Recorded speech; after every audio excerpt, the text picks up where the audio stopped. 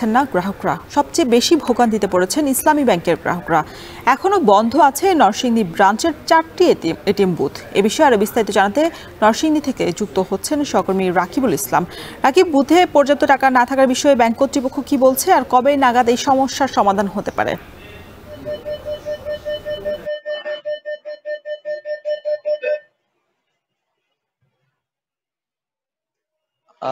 যেমনটি বলছিলেন যে এটিএম বুথে সংকট রয়েছে, ব্যাংক কর্তৃপক্ষ আমাকে যেমনটি জানিয়েছে যে তাদের অর্থ সরবরাহের সমস্যা বা জটিলতা তৈরি হয়েছে, যার কারণে মূলত এই সমস্যাটিতে পড়ছেন তারা। তো এই মুহূর্তে আমি যেখানে রয়েছি নরসিংদী উপজেলা মোড়ের যে ইসলামী ব্যাংকের এটিএম বুথ রয়েছে, এখানে যদিও দুটো মেশিন রয়েছে, একটিতে কিন্তু একেবারে সিলগালা করে রাখা হয়েছে, অর্থাৎ টাকা নেই এই ধরনের সাইনবোর্ড দিয়ে রাখা হয়েছে। অপরটিতে আসলে কার্যক্রম চলছে। তো যেটিতে কার্যক্রম চলছে সেখানে আসলে অর্থের কিছুটা সংকট রয়েছে। নির্দিষ্ট লিমিটেশনের মধ্যে থেকে আসলে টাকা তুলতে হচ্ছে এখানকার গ্রাহকদের। এছাড়া বালুরচর, রায়পুরার আমিরগঞ্জ সহ বেশ কিছু ইসলামী ব্যাংকের বুথ এখনো অকার্যকর, সেগুলো বন্ধ রাখা হয়েছে।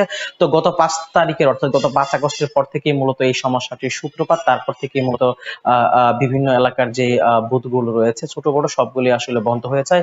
তারপর 1 সপ্তাহ কিংবা 15 দিনের মধ্যে অধিকাংশ বুথ আসলে কাজ শুরু করলেও এখনো ইসলামী ব্যাংকের বেশ কিছু বুথ বন্ধ রয়েছে। যেগুলো চালু রয়েছে সেগুলোতে আসলে নিয়মিত লেনদেন করা যাচ্ছে না। তো এখানকার যারা রয়েছেন বুথ কর্তৃপক্ষ তারা বলছিলেন যে আসলে সপ্তাহে 2 দিন বা 1 দিন করে বন্ধ রাখতে হচ্ছে। তো যারা নিয়মিত কার্ডে লেনদেন করেন প্রতি বছর প্রতি সময়ে বা সব সময়, তারা আসলে সবচেয়ে বেশি বিপাকে পড়েছেন। তো এই মুহূর্তে আসলে যারা কার্ডে লেনদেন করেন তাদেরকে লেনদেনের জন্য ছুটতে হচ্ছে ইসলামী ব্যাংকের যে মূল শাখা রয়েছে সেখানকার নিচে যে বুথ রয়েছে সেখান থেকে টাকা তুলতে পারছে না। অপরদিকে যে ইসলামী ব্যাংকের যে মূল শাখা রয়েছে সেখান থেকে আসলে চেকের মাধ্যমে টাকা তুলতে হচ্ছে। এতে করে আসলে বেশ ভোগান্তিতে পড়ছেন। তো আগামী 1 সপ্তাহের মধ্যে আসলে এই ভোগান্তির সমাধান হবে এমনটাই জানিয়েছে আমাকে ইসলামী ব্যাংক কর্তৃপক্ষ। এই ছিল নরসিংদী থেকে সবশেষ।